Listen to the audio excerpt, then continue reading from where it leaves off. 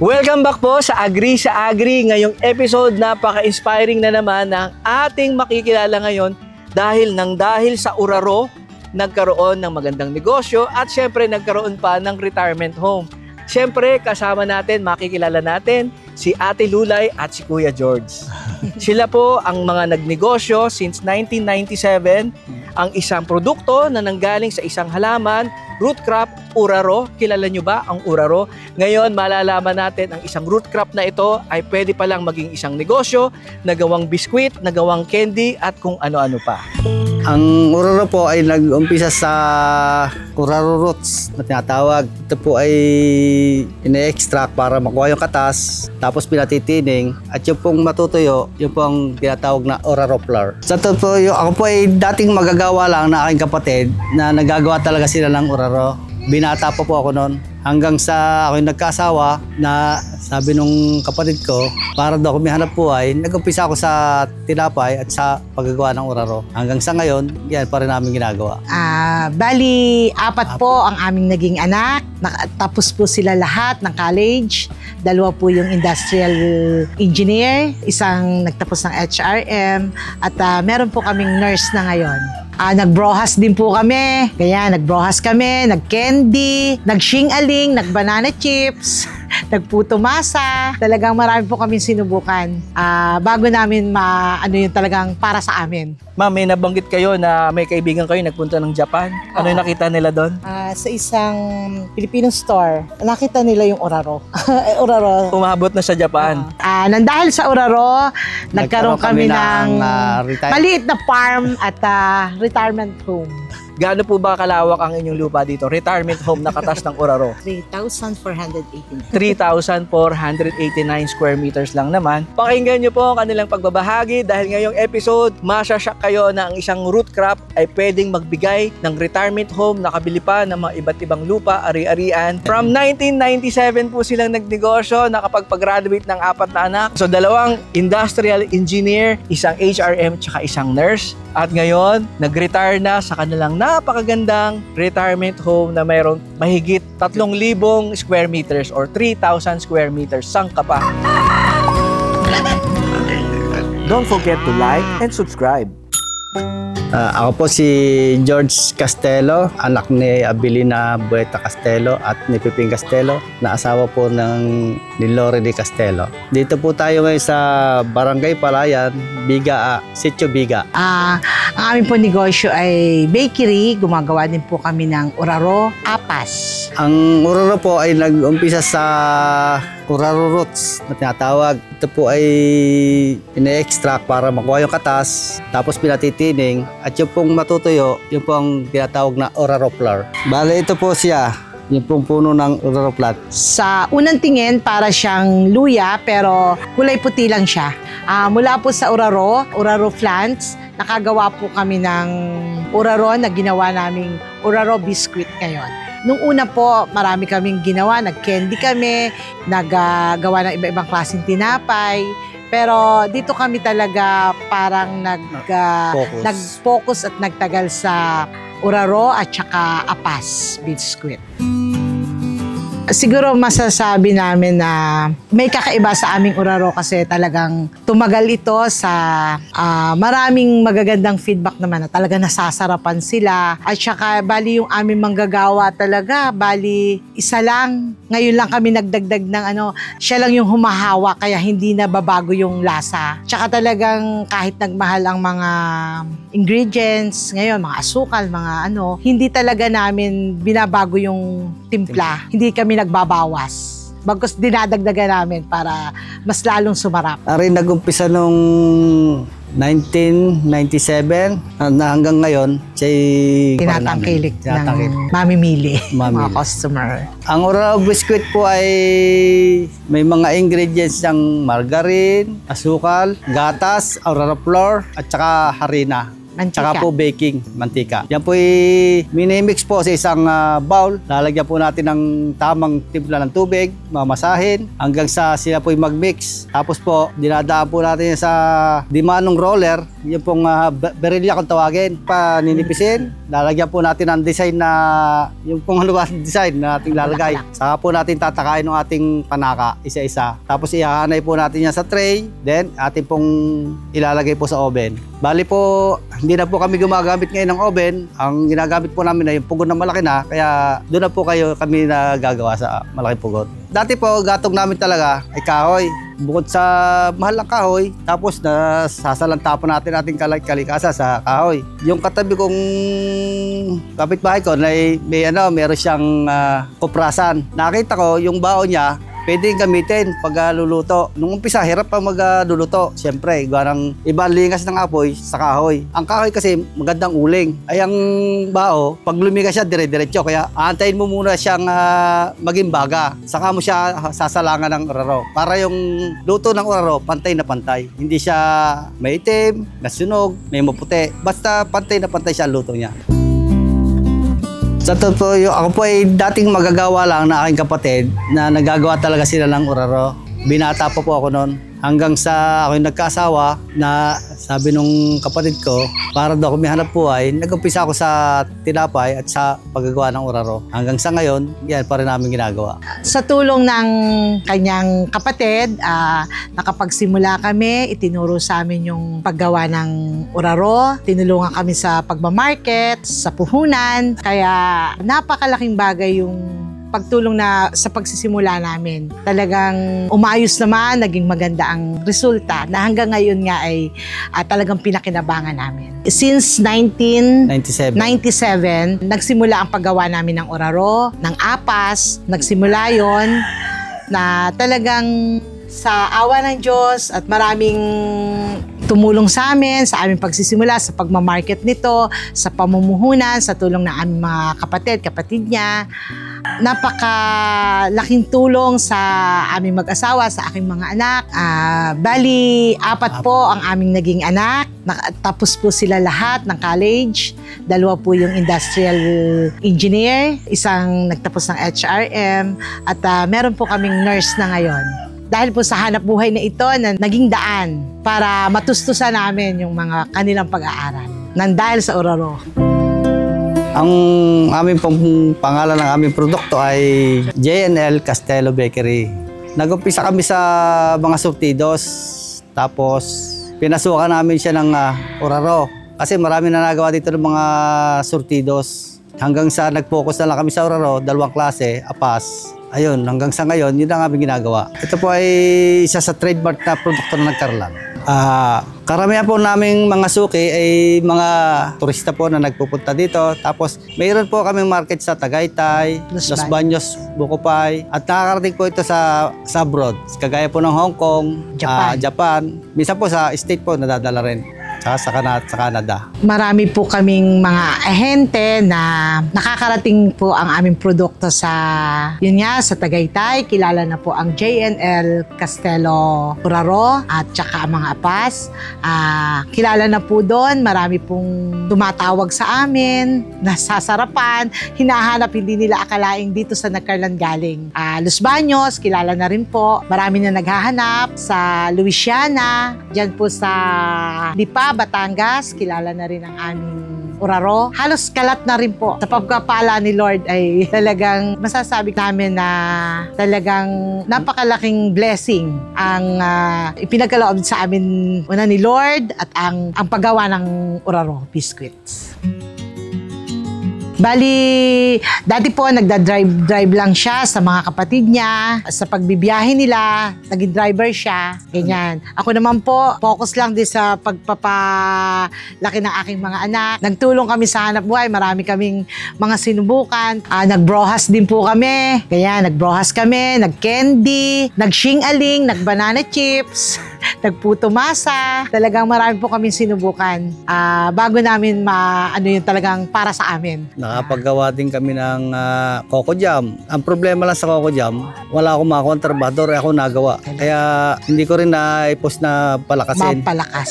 Kaya sabi ko, hanap kami na medyo mabilis-bilis gawin. Ang ororo, mabilis gawin. Basta meron ka lang materyales. Kasi ako talaga ang gumagawa niyan. Ako, bago mapupunta sa trabahador ko yan, ako nagtitimpla, ako nagmamasa, ako naguhorno, ako nagbabalot. Doon siya nag-umpisa nung bago pa lang kami. Sa pakiwari po namin, kaya nag-success yung uraro bukod sa masarap, yung kalidad ng lasa, maayos na yung packaging, tsaka yung pong siguro yung sa market, sa daming nakatulong din sa amin sa pagsisimula yung pagmamarket namin. Kaya hanggang ngayon, patuloy siyang lumalakas. May mga ahente pa ako na simula nung kauna-unahan na andito pa rin. Yung katapatan lang po. Kumbaga sa pagtiwalaan mo sila, talagang hanggang ngayon, hindi ka nila iiwanan. Ganon din sa aming magtatrabaho. Talagang classmate ko siya, yung unang nagawa ng uraro sa amin. Hanggang ngayon, nasa akin. Doon talagang pakikisama. Ituring mo silang parang kapamilya. Malasakitan lang. Yung pagtitiwala nila, kung anong kinakailangan nila, kung anong gusto nila, hanggat kaya ng aming ibinibigay, ganun lang. Bali, yung aking isang ahente po dito lang din sa Nagcarlan, siguro mga 75 years old na siya ngayon. Hanggang ngayon, pumipick up pa siya sa akin. Simula nung kauna-unahan, nakita ko naman na maayos din ang buhay niya, nakapagpaaral ng mga anak. May maayos na bahay.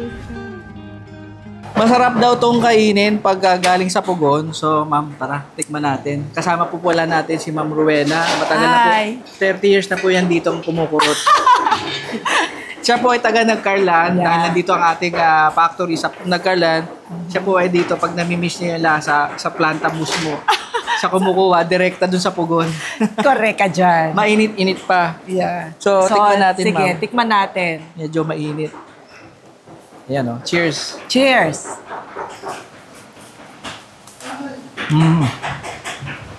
Mainit. Iba yung galing sa Pugon.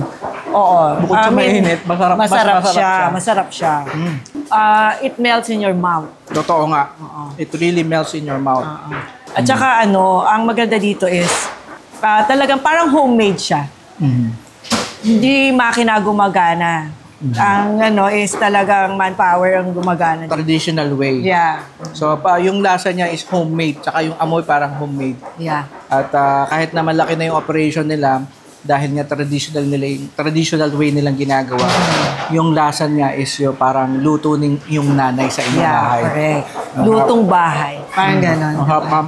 So, ito, dahil nga kababata nyo rin ang may-ari, Correct. so matagal nyo na itong kinakain. Hindi pa kayo nagsasawa. Hindi. Kasi talagang masarap siya. Tsaka hindi siya matamis. So, pwede sa mga diabetic. Ganon. Tama, saktong-sakto lang. Hindi Sakto matamis, hindi kulang sa asukal. Correct. Eksakto lang sa lasa. Which is perfect po sa mga kababayan natin na talagang karamihan mga younger generation ngayon ayaw na rin nila na yung sobrang tamis. Correct. Medyo na-educate na tayo doon na medyo mag-iwas tayo sa mga sobrang iwas tamis. tayo. Mga kapatid, huwag niyong kalimutan na bumili dito sa Nagcarlan, dito kay Jay. Invite natin ang mga kababayan natin na bumili dito kay J&L Castelo Uraro Biscuit. Sigurado ko sa inyo na masarap siya, healthy. Pampasalubong. Yeah, pampasalubong, yan. Siyempre ma'am, tangkilikin natin ang produktong Pilipino. Bali, nung kami nag-umpisa, kasi wala sa plano ko magtayo ng bakery. Kasi alam ko malaking puhunan yan eh. Nag-umpisa ako sa mga candy. Kaso, ang puhunan namin noon, kakunti lang. Pag kami natalbukan ng cheque, ayun, wala kaming gawa. Kailangan iano mo muna yung cheque bago ka magawa ulit. Hanggang sa tinulungan ako ng kapatid ko na pinahiram niya ako ng mga gamit, gaya ng mga oven. Pinahiram niya ako ng oven. Tapos bandang huli, sabi niya sa akin, publi ako na lang sa kanya hanggang sa nabayaran ko siya. Pagkatapos, ibinili niya ako ng isang roller. Sabi ko, ate, parang malaking presyo, baka hindi ko kayanin. Makamukat mo, bigla na lang, mga ilang buwan lang, nabayaran ko sa kanya. Tapos, yung mga materialis namin, hindi ko na hinihiram hindi ko na inuutang. Nakakabili na ako ng pauti-uti. Meron pa rin naman mga balakid sa paghahanap buhay, gaya ng mga ahente na pipick up, pagtapos di nababalik. Yan, isa yan sa iniano ng negosyante. Pagka kay mahina ang pasensya, kung ano pa magawa mo o ano, yung loob mo mapakumbaba hanggang sa tis-tis, gawa ng pauti-uti, hanggang sa, ayun, ma-stabilize namin yung aming hanap buhay. Bandang huli, nakaka-stock na ako sa bodega ko ng gamit. Dati, bibili lang ako ng gamit para gagawin. Hanggang sa, ayun, nalampasan namin yung mga ganong pagsubok. Hindi pa naman kasino, yung aming, pero okay naman sa isang naghahanap buhay, nakaka-provide naman kahit paano. Sa mga bagong magtatayo ng negosyo, siyempre, napakahirap sa umpisa yung mag-umpisa ka. Kailangan mo ng customer, mga ahente, at higit sa lahat yung mga tapat na magagawa. Pagka hindi mo na yan, at saka yung pakisama mo sa magagawa, hindi mo na pagsama-sama yan, hindi gagandang takbo na yung negosyo. Bali nung ako po yung edad ng 50, sabi ko sa anak ko, kinausap ko silang masisinan, anak, ako naman ay medyo matagal-tagal na rin naghahanap buhay ipapasa ko na sa iyo yung pagmamanage. Pag edad ko ng 50, hanggang sa ngayon, 55 na ako, siya na nagmamanage. Okay naman ang kanya. Okay naman ang kanyang palakad dahil yung napag-aralan niya bilang industrial engineer, nai-apply niya sa hanap buhay namin. Dahil nga sa pamilya ng negosyante yung aking asawa, malaking bagay talaga yung naitulong. Natulungan kami sa pagsisimula, lalo na sa mga customer. Dinadala talaga nila yung produkto namin. Napakalaking bagay yon. Kaya nagtuloy-tuloy. At doon naman sa mga anak namin, siguro nakita nila na mas maganda magnegosyo kaysa mamasukan sila. Pero iba-iba ang negosyo nila. Hindi sa food business. Yung isa pala, nagke-cake din. May kanya-kanya silang negosyo, yung 3 kong anak na may asawa na. Nagnegosyo na lang sila. Siguro, mas nagagandahan sila. Nung una talagang nagtiis, pero nakita din naman nila yung naging bunga na medyo pag okay na yung negosyo mo, mas okay, hindi ka masyado mapapagod. Kasama po natin ngayon si Sir Julius, ang second generation ng business. Napakaganda po sa pagninegosyo, ipapamana mo na ang kabuhayan, ipapamana mo pa ang kaalaman sa pagninegosyo, at ngayon naman ay naging kabuhayan na rin ng kanilang anak na dito. Ang operation po namin dito halos araw-araw po. Kaya yung mga tauhan namin natagal kasi hindi sila nawawalan ng trabaho. Yung iba kasi sa mga ibang nagpa-process is every 2 weeks, ganyan. Ito continuous na talaga na. Sa dami ng umu-order. Hindi naman po sa madaming umu-order. Pero pinangalagaan po kasi namin yung bawat tao namin. Hindi ko hinahabol yung lagi ako maraming stock. Ang akin, basta yung mga tauhan namin, araw-araw may gawa para tatagal sa amin. Kahit medyo bitin, okay lang. Hindi kami basta nagdadagdag ng tao. Ako po si Christopher Salamat, taga Barangay Yocos, Nagkarlan, Laguna. Ako po ang gumagawa po dito ng uraro sa JNL. Siguro mga 25 years na po. Malaki po ang naitulong sa akin, lalo po boss. Nakakapagpara ng mga anak sa pang-araw-araw pangangailangan. Nakukuha po namin. Unang-una po ay marami po salamat sa akin bossing. Sobrang napakabait po nila at marami po naitulong sa akin. Sa mga suki po namin, marami po salamat at tinatangkilik niyo pa rin po ang aming produkto. Napansin ko, among sa mga ibang nagpo-food processing, medyo hindi pa kayo gumagamit ng maraming machine dito. Mano-mano, ultimo yung pag-mix, no? Talagang yung minamaso, praso. Bakit yun pa rin ang pinipili yung proseso? Actually po, mayroon ng uraro dito sa malapit lang sa amin na gumagamit na ng machine. Pero mas nakita ko pa rin yung kalidad ng mano-mano pa rin talaga. Iba yung kalidad niya. Yung lasa pati. Opo, yung lasa. Nabanggit mo kanina sa akin yung iba yung lasa na hinalo sa machine tsaka yung sa hinalo ng mano-mano talaga na traditional yung paggawa. Opo, kasi kailangan talaga masang-masa yung uraro natin para lumabas yung lambot at saka yung lasa na talaga natutunaw sa dila. Meron kasi akong na-try na gawa sa machine, medyo matigas yung uraro nila. Kilala yung uraro namin na natutunaw sa dila kaya hindi kami nagbabago. Hindi pa kayo nagbabago. Napansin ko kanina na yung paghahalo ninyo, lalo na nung harina, kaysa medyo mano-mano pa siya. Bakit po yun ang naging preference nyo pa? Napansin lang po kasi namin na iba yung quality pag talagang manpower pa rin ang gumagawa. Mano-mano. Mano-mano. Kesa sa makina. Na-ensure kasi namin na talagang kung sa masang-masay yung dough. Kaya talagang mas malambot at natutunaw sa dila yung uraro. Bawat isang negosyante naman po nangangarap na ma-improve yung business.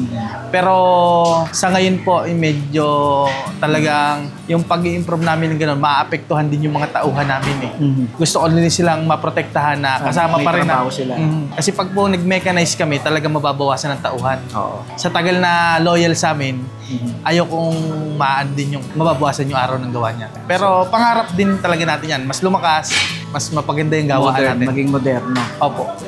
Sa ngayon po, nakapokus po ako dun sa mapalakas yung produkto namin. Pero, syempre po, in the near future, sana makapagdagdag kami na mga iba't ibang klaseng produkto na quality at may isasabay namin sa pasalubong upang mas makilala pa po kami sa buong bansa. Sakali pong may nakakaisip na mag-distribute ng aming produkto sa inyong bayan, lalo na doon sa mga lugar na maraming tao na namamasyal, maganda po itong gawing negosyo na Idagdag nila sa kanilang pasalubong center or pasalubong shop. Opo. Yeah. At saka talagang hindi din po kami mapapahiya kasi halos lahat po na nakakatikim ay talaga pong sinasabing masarap daw po talaga. Napakasarap po, lalong-lalo na pagkagaling sa pugon. Iniimbitahan po namin kayo na tikman ang aming JNL Uraro Biscuits. At inyo po sanang tangkilikin. Patuloy na tangkilikin sa mga nakabili na. Maraming pong salamat sa matatagal na naming customer. Patuloy niyo pong tangkilikin. Una kay Lord, maraming salamat sa mga pagpapalang ipinagkaloob sa amin. Ginamit niya ang paggawa ng Uraro Biscuits para magkaroon kami ng mga konting lupa. Ito ang aming retirement home na naipagawa nitong Sa biyaya ng... sa biyaya ni Lord last year lang. Nang dahil sa Uraro, nagkaroon kami ng maliit na farm at retirement home. Agri sa Uraro, agri sa agri. So, agree ba kayo sa agri? Agri sa agri. Agri sa Uraro. Agri sa Uraro. Agri sa agri. Yeah. Don't forget to like and subscribe.